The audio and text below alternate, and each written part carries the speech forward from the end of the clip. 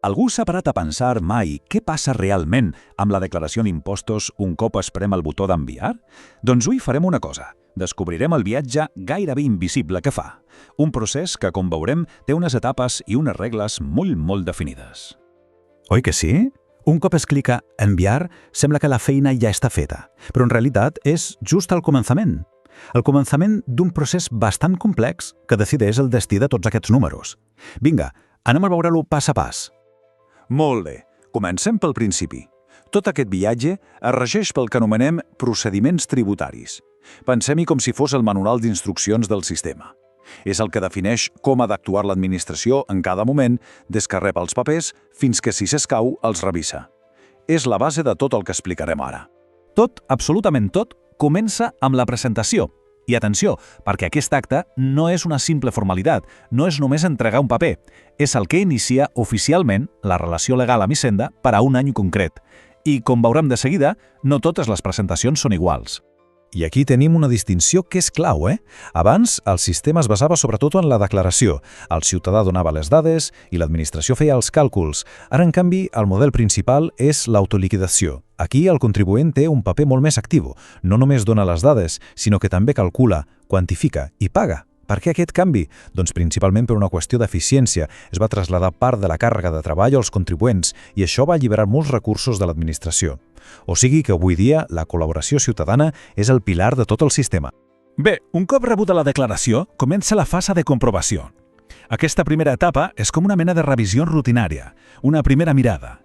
Està dissenyada per caçar errors evidents o petites inconsistències sense haver de fer una investigació a fons. El procés més habitual aquí és el que es coneix com a verificació de dades. I penseu que la major part d'això ho fan ordinadors, Els sistemes informàtics de l'agència tributària agafen les dades presentades i les comparen amb la informació que ja tenen d'altres llocs, com ara empreses o bancs. Si hi ha un error de càlcul o una dada que no quadra, el sistema ho detecta a l'instant i automàticament genera una notificació. Ara pugem un esgaló. Si la verificació de dades és una revisió bàsica, la comprovació limitada va una miqueta més enllà. Com podem veure a la taula, l'abast és més ampli.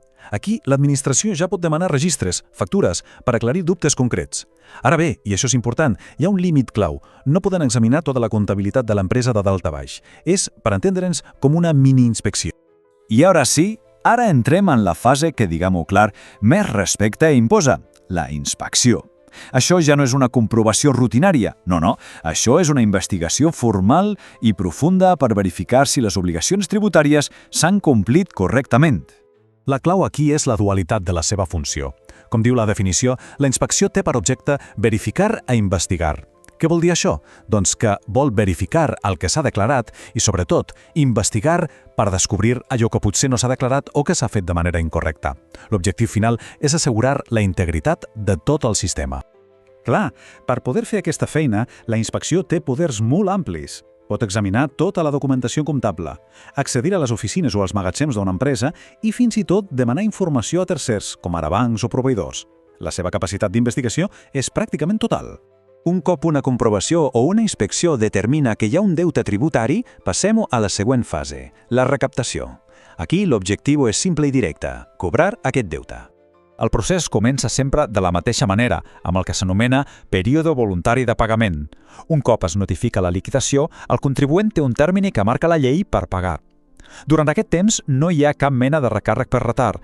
És, diguem-ne, l'oportunitat de posar-se al dia sense més complicacions. Però què passa si aquest termini s'acaba i no s'ha pagat? Doncs llavors s'activa el procediment de constrenyiment. Aquesta és la via executiva. Aquí l'administració ja actua de manera forçosa per cobrar i pot arribar a embargar comptes bancaris, immobles o altres actius per saldar el deute. Però atenció, que el cicle no s'acaba aquí. El sistema també té prevists mecanismes de defensa per al contribuent. Perquè què passa si algú no està d'acord amb la decisió que ha pres l'administració? Aquesta pregunta és fonamental. L'ordenament jurídic ofereix camins per impugnar les decisions de l'administració. No és un sistema unidireccional ni de bon tros, hi ha tot un sistema de revisió que està dissenyat precisament per garantir els drets dels ciutadans. Hi ha diverses opcions. El recurs de reposició és com demanar al mateix òrgan que se'l torni a mirar. Escolteu, reviseu-ho una altra vegada. La via econòmico-administrativa ja porta el cas a un tribunal especialitzat i independent dins de la pròpia administració. I si la disputa és sobre el valor d'un bé, hi ha la taxació pericial contradictòria, que bàsicament consisteix a portar un tercer expert perquè faci una valoració independent. Aquesta frase resumeix perfectament l'esperit de tot plegat. És una relació de doble sentit. El contribuent té el deure de col·laborar, sí, però l'administració també té el deure d'informar, d'assistir i, sobretot, d'actuar sempre dins del que marca la llei, respectant els drets de tothom. I tanquem amb aquesta reflexió final. Tot aquest cicle de vida que hem vist, des de la presentació fins al recurs, no és més que un intent constant de trobar un equilibri. L'equilibri entre la necessitat que té l'Estat de finançar els serveis públics i a la protecció dels drets individuals.